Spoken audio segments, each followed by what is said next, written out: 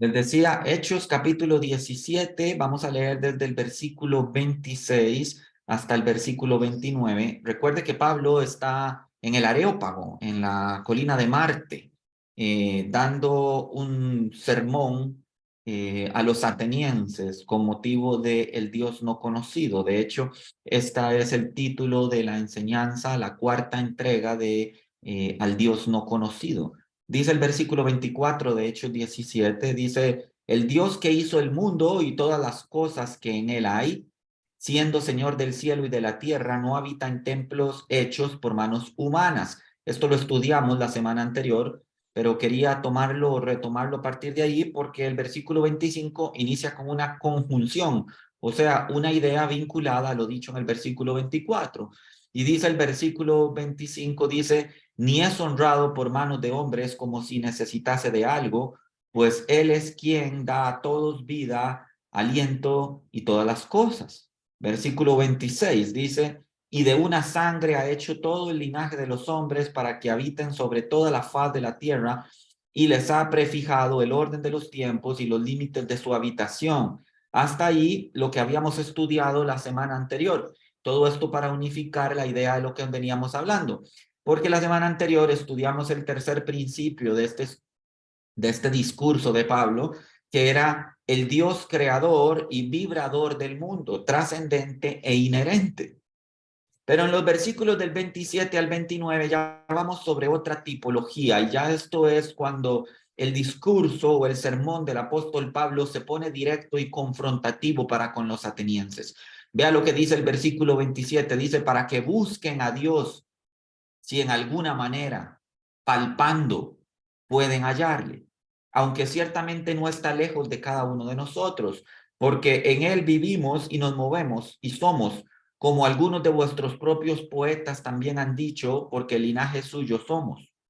Siendo pues linaje de Dios, no debemos pensar que la divinidad sea semejante a oro o plata o piedra, escultura de arte y de imaginación de los hombres. Note que ya Pablo está llegando a una conclusión sobre su sermón y eso ya lo analizaremos en nuestras próximas enseñanzas. Hace unas semanas hablaba con una persona que estaba muy preocupada por el cambio climático. Son de esas personas que ponen mucho noticias y documentales de Netflix, ¿verdad? Y de verdad estaba esta persona muy preocupada por el cambio climático, específicamente por el derretimiento de los polos y las potenciales inundaciones a nivel global que, bueno, este fenómeno climático produciría, ¿verdad? Todos hemos escuchado, ¿verdad? Y visto documentales sobre esto, la situación crítica de los polos, que cómo ha disminuido el casquete polar, y que, ¿verdad? Esto va a repercutir en que zonas completas de la humanidad van a ser, ¿verdad? Se van a hundir, ¿verdad? Y van a quedar completamente cubiertas por agua. Ahora, yo entiendo que la gente crea en estas cosas. Vea, cuando usted prende la tele y hay varias personas en la tele hablando de ello, incluidos celebridades, ¿verdad? Por ahí Leonardo DiCaprio hizo todo un documental, ¿verdad? De esto y la gente lo vio y quedó como, "Ah, es que si lo dice Leonardo DiCaprio debe ser cierto, ¿verdad?" Entonces, como la gente en la tele y las celebridades dicen que va a pasar, pues entonces la opinión general y usted ahí en su casa viendo Netflix asienta con la cabeza y dice, uy, sí, claro que sí va a pasar, me lo dijo Leonardo DiCaprio, y va a pasar y millones van a morir, ¿verdad? Pero entonces la solución a todo este cambio climático es que todos compren un carro eléctrico o híbrido con un 45% más de sobreprecio. ¿Verdad? Esa es la solución al cambio climático. Es, bueno, págueme un 45% más de vehículo eléctrico para que usted ayude y ponga su granito de arena para que no se derritan los polos, ¿verdad? Entonces, por ahí ya vamos viendo por dónde va el asunto, ¿verdad? Por dónde van las balas. Pero bueno, el caso es que para poder probarle a esta persona que eso no iba a pasar, y que podía estar tranquila, que no tenía que ir a comprarse unos flotadores y unas patas de rana en caso de que el mundo se inunde, le mostré cómo dentro de un vaso con hielo, cuando el hielo se derrite, eso no hace que el agua se rebalse del vaso, ¿cierto? Es más, si usted todavía es escéptico ante eso, le pido que vaya a la cocina que sirva, ponga hielo en un vaso y llénelo con agua y déjelo ahí hasta que termine la prédica. Y si cuando termine la prédica el agua del vaso se rebalsó, entonces sí, vaya a Uno Sport o alguna tienda deportiva y vaya a comprar un flotador o comprarse un barco porque el mundo se va a inundar. Ahora, cuando se derrite el hielo, es claro que ya el agua del vaso no es tan refrescante y tampoco alivia la sensación de calor, pero igual no se rebalsa. Entonces, podríamos hablar de que si los polos se derriten, probablemente haga mucho calor en la Tierra, probablemente haya muchos huracanes y muchos tornados y muchos trastornos, pero si algo le puedo decir es que Costa Rica no se va a hundir o no va a quedar completamente sumergido en agua. Eso se lo garantizo. Y no se lo garantizo yo como pastor, se lo garantiza la física natural. Ahora, mismo caso, si el agua del vaso se coloca en el refrigerador, puede hacer otro experimento. Llene otro vaso con agua y lo pone en el congelador y en la noche lo saca y lo pone afuera, dejando que se descongele. Y después de descongelarse, se dará cuenta que tampoco se va a rebalsar el agua. Vea, la única forma en que el agua del vaso se rebalse, y espero me esté siguiendo, es si una vez usted llena el vaso con agua y después de tenerlo lleno hasta el tope, ahí sí le pone un montón de hielo. Entonces sí, probablemente se vaya a rebalsar.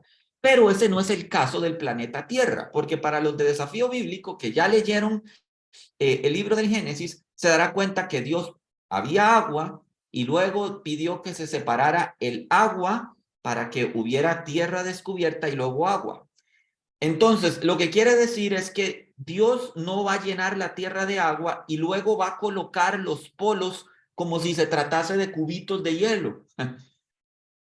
Y como ese no es el caso, pues la física natural comprueba para esta persona que puede estar tranquila respecto al cambio climático, que el derretimiento de los polos no va a inundar su casa y no tiene que comprarse un barco. Ahora, para poder explicarle esto yo a esta persona, yo hice uso de la teoría química de la densidad de los elementos. En este caso, el agua, que en estado congelado es menos denso que en estado líquido. ¿Sabía usted eso? Un cubo de hielo es menos denso que la cantidad de agua que compone ese cubo de agua congelado. Entonces, había algo que yo sabía que esta persona no. Y eso me ayudaba a explicarle la diferencia en el criterio que provoca el saber y el no saber. Hay una diferencia de criterios cuando una persona sabe y argumenta contra otra que no sabe.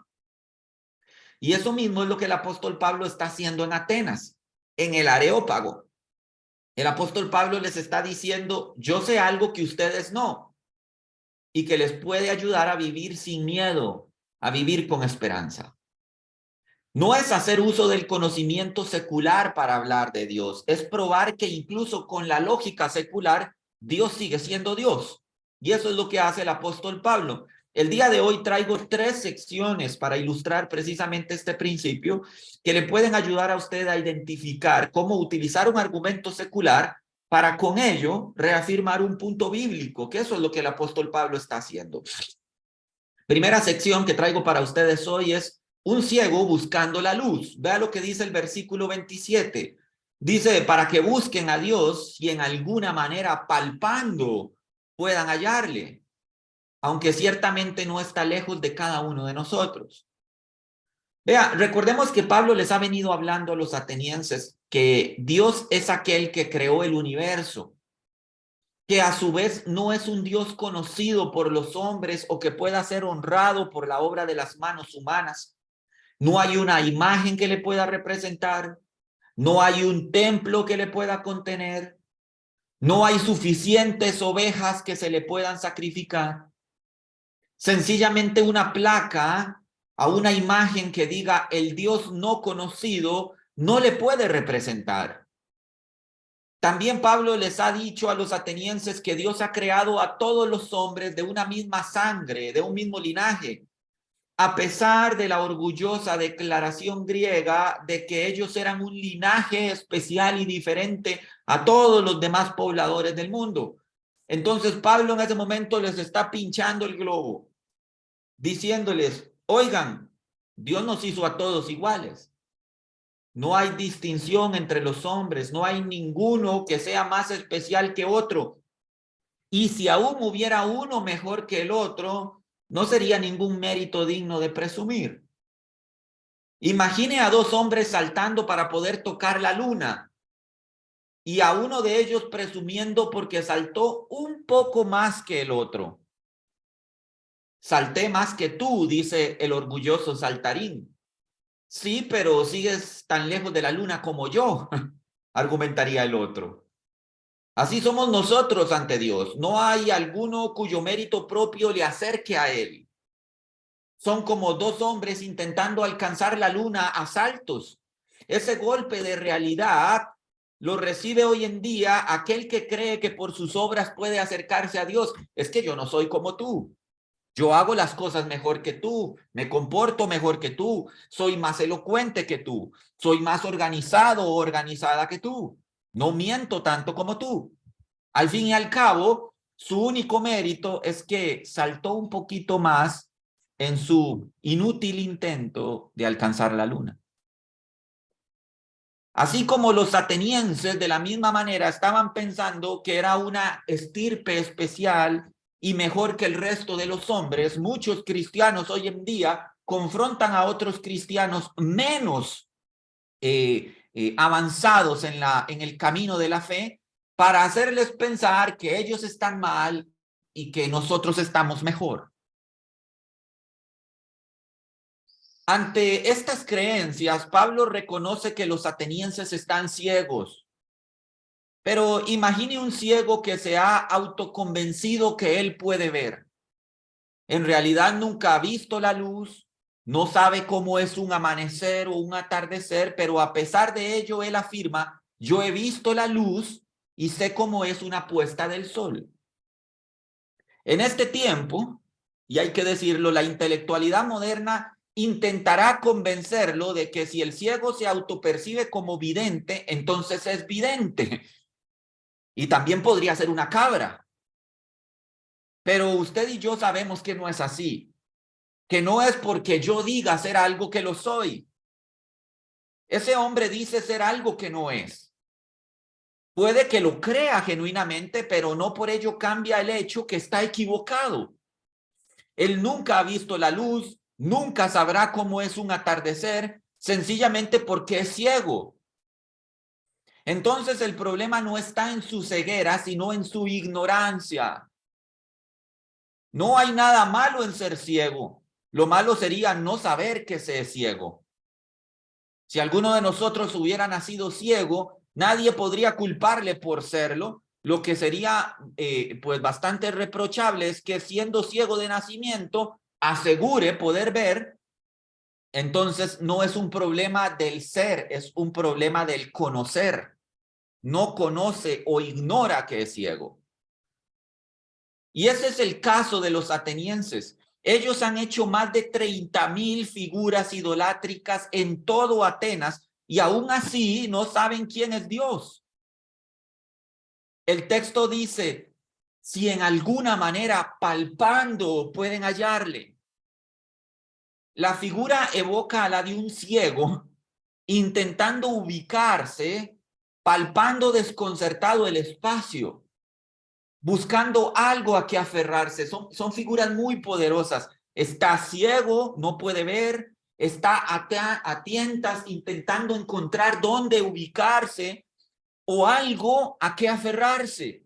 Vea que la figura de un ciego natural evoca perfectamente la figura de un ciego espiritual. ¿Cuánta hay gente hoy que en su ignorancia y desconocimiento y su ceguera espiritual andan por la vida como tanteando? Bueno, si no es Jesús, será Buda. Si no es Buda, será una combinación ahí de hinduismo con yoga y con cualquier tontería que se les pase por la cabeza, tanteando, como buscando cualquier cosa a que aferrarse. O también evoca esta expresión del apóstol Pablo, la figura de alguien perdido y confundido en la oscuridad, no pudiendo encontrar el camino, aún queriéndolo. Esto es como cuando usted se levanta y está completamente oscuro y usted no puede distinguir pero ni la palma de su mano. Entonces usted no puede encontrar el camino, la puerta de salida, no puede encontrar nada. Está sumido en oscuridad. Y esto es la figura que Pablo utiliza para describir cómo se encuentran los atenienses. Tienen 30,000 caminos, pero no pueden tomar ninguno porque para ellos todos son oscuridad.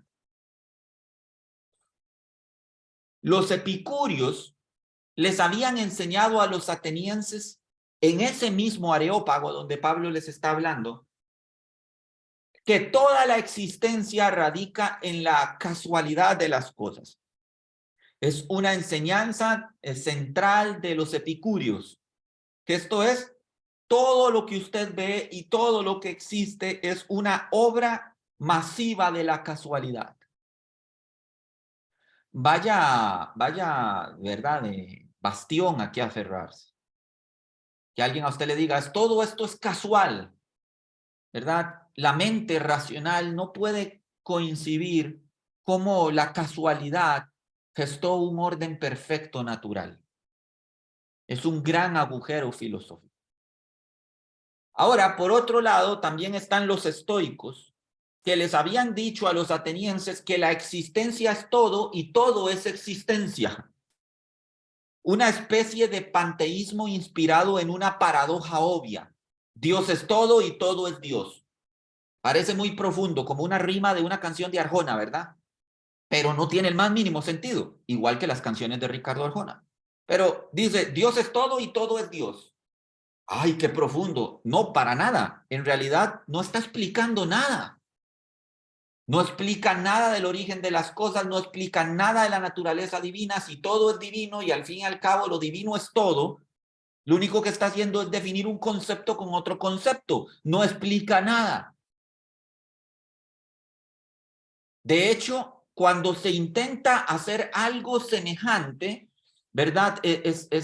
Viene en un sentido malvado, porque esas filosofías tenían ciegos a los atenienses. Por favor, tome en cuenta que no por mucho repetir una mentira la convierte en verdad. Que usted diga, a partir de ahora soy millonario, soy millonario, soy millonario, eso no lo convierte en verdad. De hecho, causa el efecto contrario. Termina siendo una mentira aceptada por todos. ¿De qué sirve que yo en este momento repita tantas veces que soy millonario y que usted me lo crea? Sigue siendo mentira, solo que usted creyó una mentira y ahora todos comulgamos en la misma mentira. Entonces causa el efecto contrario. Las sociedades se autoconvencen de sus propios delirios y luego lo promueven como una nueva forma más evolucionada de pensamiento. Es la historia de nuestra sociedad moderna. Se les habla a las personas de ideología de género, de lenguaje inclusivo, de igualdad social, y ya hoy en día no hay hombres como Pablo que les digan, ustedes están ciegos, intentando palpar la verdad desde un cuarto de oscuridad. Vea, cuando estas cosas se dicen, la mayoría de cristianos las identifican. Yo sé que usted ahí sentado en la sala o en su cama o en el comedor, en donde quiera que se encuentre escuchando esta enseñanza, usted asiente con la cabeza. Sí, sí, claro que sí. Todo esto es una barbaridad. Todo esto de las ideologías de género y el lenguaje inclusivo y que todos somos iguales y esto y lo otro. Entonces, y usted asiente con la cabeza, porque la mayoría de cristianos logran identificar que eso está mal. Sí saben que es así como es la sociedad, pero aún así no hacen nada.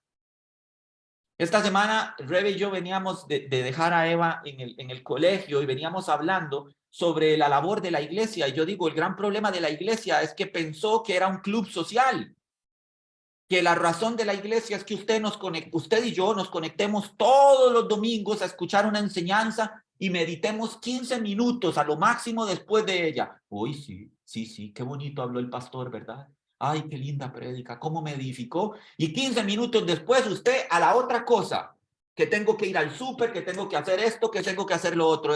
Quiero decirle que la razón de ser de la iglesia nunca fue congregarse. Nunca fue verlo a usted sentado detrás de un computador o con un teléfono ahí escuchando una prédica que le resultó bonita. La razón de ser de la iglesia es ir y hacer discípulos. Si usted no lo está haciendo, no es iglesia, por más que se esfuerce en creer que sí. La iglesia tiene que ser dinámica. Si no es dinámica, se estanca y todo lo estancado muere. Todo lo que se estanca muere. Hasta el agua estancada apesta después de estancarse. Si la única razón de ser de ustedes es venir a la iglesia, escuchar una prédica, venir a la iglesia, escuchar una prédica, quiero decirle que su conducta cristiana ya huele y huele mal.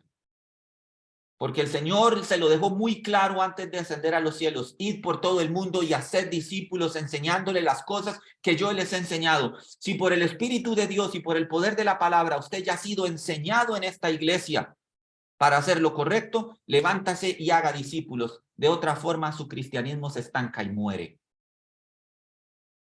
Lo decíamos Rebe y yo citando una frase de una película, es movimiento es vida. Si la iglesia no se mueve, perece. Esa es la realidad. Entonces, muchos cristianos entienden estos conceptos, pero no hacen nada, absolutamente nada. Dicen, sí es cierto, el mundo tiene una intelectualidad mentirosa, eso de la ideología de género está mal, el lenguaje inclusivo es una tontería, pero ninguno hace y dice, como Pablo dijo, ustedes están perdidos en la oscuridad, pero ¿qué dice ese versículo al final? Pero ciertamente Dios no está lejos de ustedes. Si ustedes quieren, su ceguera espiritual puede terminar hoy, es lo que el apóstol Pablo les está diciendo. Sus ojos pueden ser abiertos hoy. Él está cercano, quiere tomarte de tu mano en ese cuarto de oscuridad donde te encuentras y llevarte a la luz de la verdad para que mires y ya no estés más en confusión. Primera sección que traigo para ustedes en esta mañana, un ciego buscando la luz.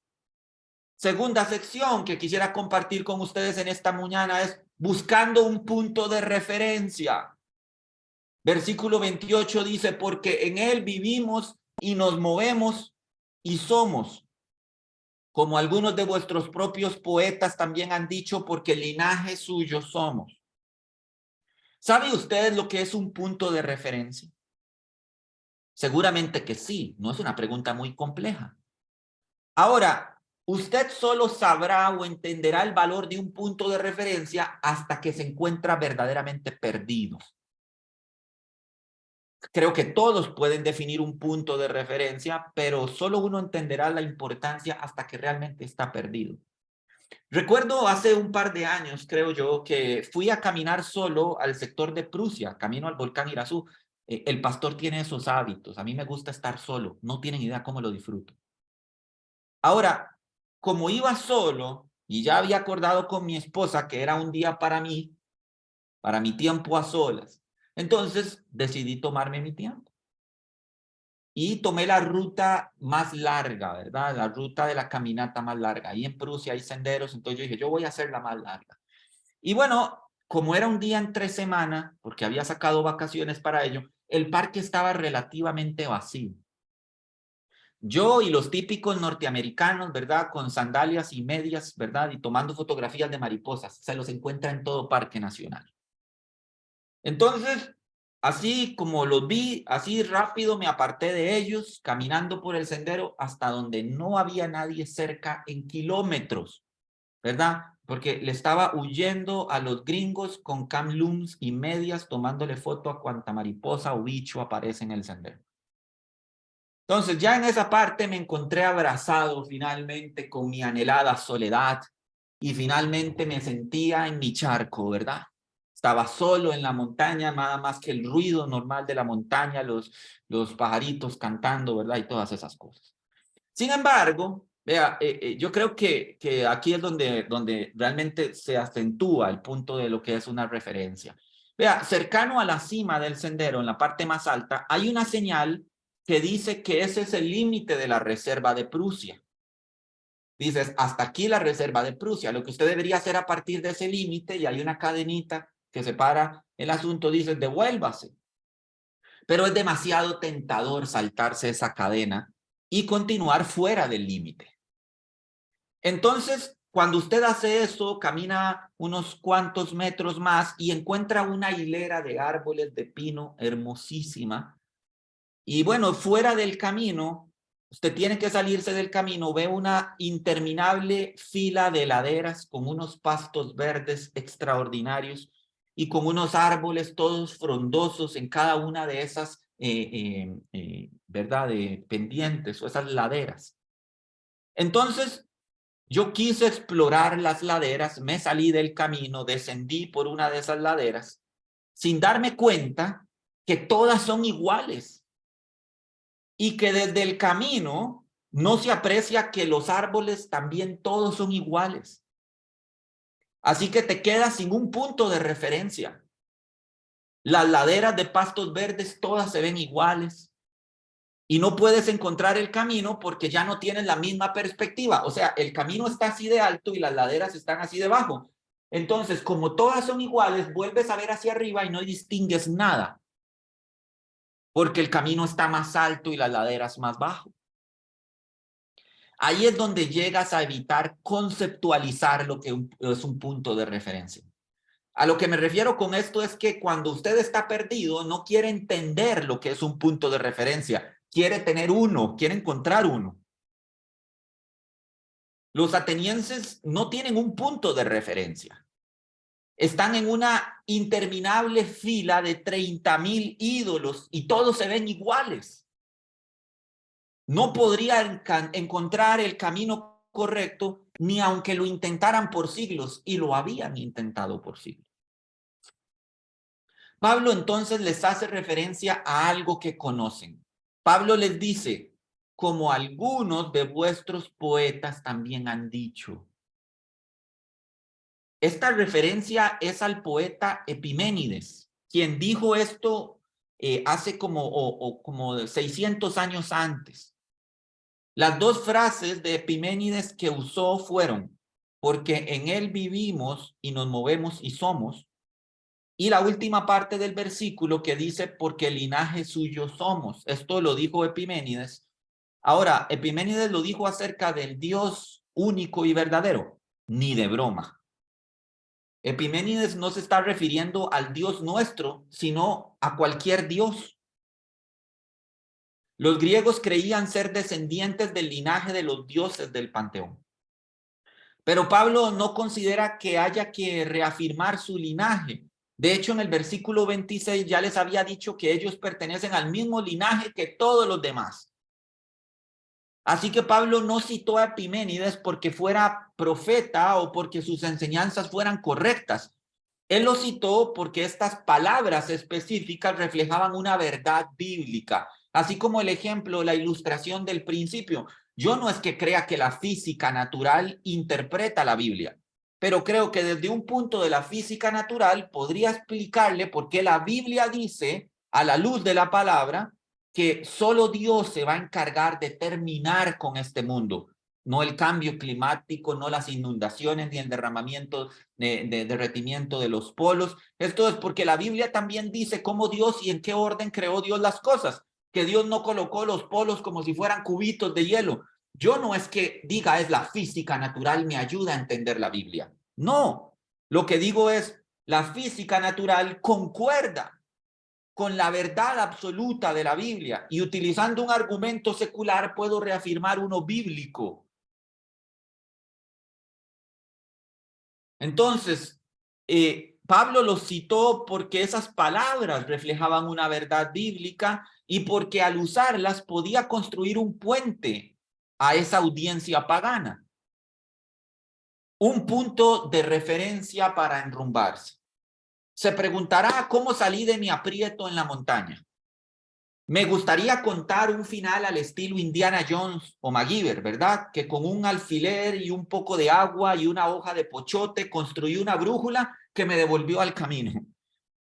Pero lo cierto es que lo que me hizo encontrar el camino fue el gringo con las chancletas y medias tomando fotos a las mariposas, ¿verdad?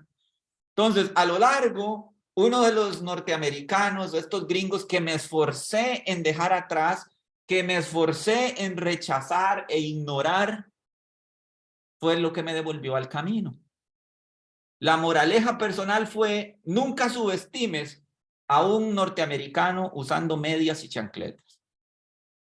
Hace el mismo camino largo en su afán de tomar más fotos de mariposas, pero más aplicativamente hablando, nunca subestimes un punto de referencia. Puede que sea el último que Dios te está dando para devolverte al camino. ¿Qué pasa si ese gringo en chancletas no hubiera subido hasta donde yo subí? Si todas las laderas se veían iguales, si todos los árboles se veían iguales, y desde mi perspectiva era imposible encontrar el camino. Aquella señal, aquel punto de referencia que yo rechacé, subestimé y hasta me creí mejor, fue el que me devolvió al camino. Entonces, nunca subestime ese punto de referencia. De verdad, puede que sea el último que Dios te está dando para devolverte al buen camino. Tercer punto, y termino con esto: responsable de lo que conoces y también de lo que desconoces. Versículo 29 dice: siendo pues linaje de Dios, no debemos pensar que la divinidad sea semejante a oro o plata o piedra, escultura de arte y de imaginación de hombres. En el versículo 28, Pablo les ha dicho: sus mismos poetas afirman que ustedes son linaje de Dios. Entonces, como somos su linaje, somos responsables de tener las ideas correctas acerca de Dios. Oye. ¿Escuchó esto? Porque aplica para usted. Considere que Pablo no le está hablando a los atenienses, le está hablando a usted en esta mañana. Le dice: como usted es linaje de Dios, usted es responsable de tener la idea correcta de quién es Dios.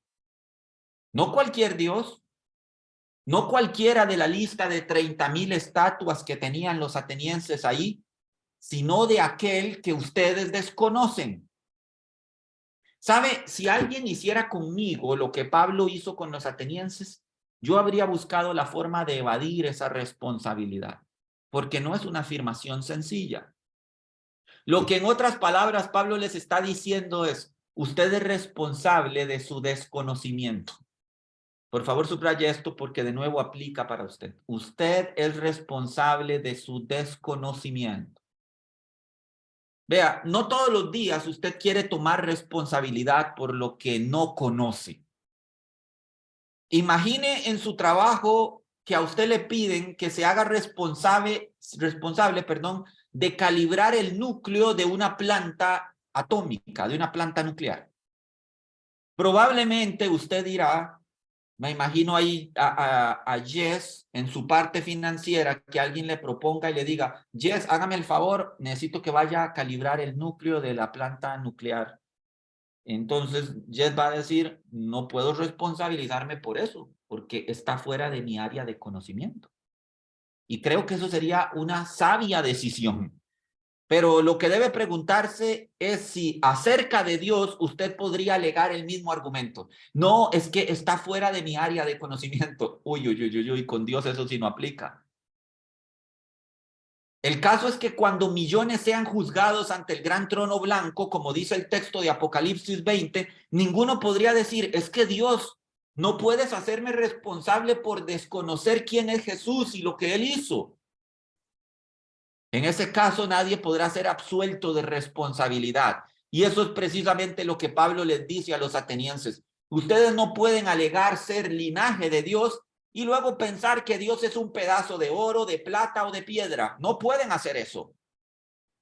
Es tan irracional como que usted, sabiendo cuál es su linaje, desconozca a su familia directa. Como yo, sabiendo que Manuel Navarro y Mercedes Sánchez son mis padres, no pueda reconocerles entre otras personas. Dice: Manuel Navarro y Mercedes Sánchez son mis papás, y ahí hay 10 personas y no sé quiénes son ellos. Es exactamente lo mismo. Pablo les dice: ¿cómo es que ustedes, diciendo ser linaje de Dios, no sepan identificarlo de entre 30,000 pedazos de piedra que también llaman dioses? Somos responsables si somos incapaces de reconocer quién es Dios y qué es lo que Él ha hecho. Por favor, tome nota de esto. Cristianismo no es un juego. Si usted dice, uy, es que estoy pasando o he pasado por una crisis y voy a acercarme a Dios para ver si se me arregla. Ojo con eso. Mejor acérquese a Dios por los motivos correctos, no por intereses personales, porque es responsable si usted es incapaz de reconocer quién es Dios y qué es lo que Él ha hecho por usted. Pero también somos responsables, y termino con esto, de la concepción que tenemos de Dios. Por favor, también tenga atención. No, yo tengo la concepción correcta. No todas las concepciones de Dios son correctas. Unos lo ven como un benefactor, alguien que me bendice. Otros como un Dios de amor solamente. Ay, es que Dios me ama tanto. A pesar de todas mis tortas y mis cosas, Dios me sigue amando. Otros como un simple sanador. Uy, Señor, estoy medio loco. Uy, Señor, estoy enfermo. Tengo tal cosa. Necesito que me sanes. Otros lo ven como un buen maestro. Ay, es que las enseñanzas de Jesús me gustan tanto. Yo cuando en Semana Santa ponen Jesús de Nazaret, no me la pierdo. Y otros por ahí dicen, ah, Jesús fue un buen sujeto, fue un buen hombre, un hombre de bien. En fin, cada uno tiene una noción muy singular de lo que Dios es. Y estas nociones se alimentan en su mayoría de la gran ignorancia respecto a lo que la Biblia dice acerca de él. No se trata de lo que yo piense, sino de lo que la Biblia dice. Yo puedo pensar que Dios es como un osito cariñosito, con todas las dificultades éticas que la sola mención de algo así me puede llegar a repugnar. Cuando alguien trata de tipificar o cosificar a Dios, a mí eso me genera, como dicen, hasta reflujo gástrico. ¿Cómo es posible el enorme desconocimiento e irreverencia de las personas para hacer pensar que Dios es como un cachorrito o que Dios es como un osito cariñosito? Me repugna escuchar esas afirmaciones ignorantes y, perdóneme la expresión, idiotas de la gente. Pero aún así puede que haya algún ignorante que tenga una noción similar de Dios, que Dios es como un osito cariñosito. La gran pregunta es, ¿mi noción de Dios es algo que la Biblia pueda respaldar o es solo una fantasía en mi cabeza? Yo me imaginé y me fantaseé que Dios es así, porque muchas concepciones de Dios que las personas hoy en día tienen son producto de su imaginación, no tienen nada que ver con la Biblia. Algunos dicen, es que Dios es un padre amoroso, Él no condena a nadie. Una noción incorrecta. Si Dios no condena a nadie, ¿quiénes son los que están en el infierno? Es que Dios al fin y al cabo nos va a perdonar a todos porque Él es puro amor. ¿Se da cuenta esa concepción de osito cariñosito? Entonces, todas esas ideas de Dios fluyen porque las personas ni leen la Biblia y entonces se construyen a su imaginación o a su ficción un Dios inexistente. Uno más de los 30,000 que tenían los atenienses. O a lo mejor un mito. Porque ¿qué es un mito? Es una noción de Dios por lo que sus padres u otras personas les han contado o les han enseñado. Vea, mamita o papito, es que Dios es así o así o así. Es responsabilidad mía comprobar a la luz de la palabra si Dios es lo que me han contado que es.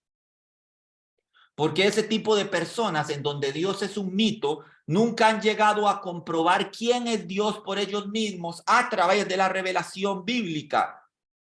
Así que sí, es cierto, somos responsables de la concepción que tengamos de Dios. Dios no es un benefactor o un osito cariñosito, no es un curandero, no es un milagrero. Le voy a decir lo que es según mi Biblia, Dios. Dios es el Rey eterno, inmortal, para siempre digno, vencedor, conquistador, lleno de todo poder y gloria y majestad e imperio. Los cielos de los cielos no lo pueden contener. Su grandeza, su poder, su magnificencia. Suya es toda sabiduría, todo honor, toda riqueza. Él es aquel que ama nuestra alma. Eres responsable de saberlo de acuerdo a lo que mi Biblia dice de Él, y eres responsable bajo expectación de juicio por rechazar el conocerle. Vamos a orar, iglesia. Padre, gracias te damos en esta mañana por el mensaje de tu palabra a través de las palabras del apóstol Pablo hace tantos años a los atenienses en el Areópago, Padre. Gracias porque Pablo confronta seriamente a los atenienses con su ignorancia, su ceguera, su desconocimiento, y los confronta acerca de su responsabilidad. Hoy, atenienses que me escuchan hoy, no puedes imaginarte un Dios a tu propia medida. Debes aceptar el que la Biblia menciona con todo el cambio interior que Él exige de ti. Y necesitamos como iglesia hoy entender más que nunca que estas verdades espirituales no son solamente para confirmar nuestra fe en el corazón, sino para que una vez aprendidas sean compartidas para extensión de tu reino. Te damos gracias, oh Padre, porque a través de la administración de tu palabra hemos entendido cuál es el verdadero papel de nosotros como cristianos dentro de una iglesia que debería ser dinámica, potente, apasionada por el discipulado cristiano. Te bendecimos, Señor, y te damos gracias por este mensaje que alcance a los corazones, Señor, y les caliente, Señor, caliente el corazón que está tibio y que pueda empezar a arder en la pasión, Señor, por lo que es Cristo y su evangelio. En el nombre de Cristo Jesús oramos así. Si usted que me escucha, alguien le ha compartido esta enseñanza a través de Telegram, de WhatsApp, o la ha escuchado a través de un link de YouTube, y esta enseñanza le ha alcanzado en un momento donde usted reconoce, soy un ciego espiritual. Me encuentro palpando o intentando aferrarme a cualquier cosa que encuentro, a cualquier ideología, a cualquier suerte de fe. He estado en la ignorancia, siempre he estado en la ignorancia respecto de quién es Dios. Solo he creído en un Dios de acuerdo a la medida de lo que mis padres, amigos o familiares me han contado. Nunca he tenido una relación cercana con Él. Y hoy usted al escuchar esta enseñanza ha sentido el llamado de Dios a tomar una decisión por Jesús, a conocer la verdad de Cristo Jesús y aprender a vivir conforme a ella. Quiero decirle que el Espíritu de Dios le está llamando hoy y yo quisiera orar por usted. Quisiera ayudarle a encontrar las palabras y guiarle a tomar una decisión por Cristo Jesús. Y si este es su caso, permítame hacer una oración junto con usted. Señor Jesús, yo reconozco que soy un pecador, que todos mis errores y equivocaciones me han traído hasta donde estoy ahora. Yo sé que necesito de tu perdón. Reconozco que he fallado, pero quiero implorar por tu perdón. Sé que moriste en una cruz por todos mis pecados y que resucitaste para que yo pueda tener vida. Acepto en fe tu salvación. Quiero que entres a mi vida, que seas mi Señor y mi Salvador. Te entrego mi vida para que hagas conmigo alguien que te sirva y que te alabe. Amén. Y amén. Si usted ha hecho esta oración con nosotros, permítanos conocer su testimonio. Queremos saber de usted. Escríbale a la persona que le compartió este mensaje. Escríbanos un comentario en la caja de comentarios de YouTube. Y queremos orar por usted, que el Espíritu de Dios le guíe a una iglesia en donde pueda conocer la verdad y crecer en estatura espiritual. Ahora, iglesia, levante sus manos. Permítame bendecirle con la bendición sacerdotal que Dios estableció. Se debe bendecir a su iglesia cada vez que se reúna a bendecir y a glorificar su nombre. Y dice así: Iglesia, Jehová te bendiga y te guarde. Jehová haga resplandecer su rostro sobre ti y tenga de ti misericordia. Jehová alce sobre ti su rostro y ponga en ti paz. Amén y amén.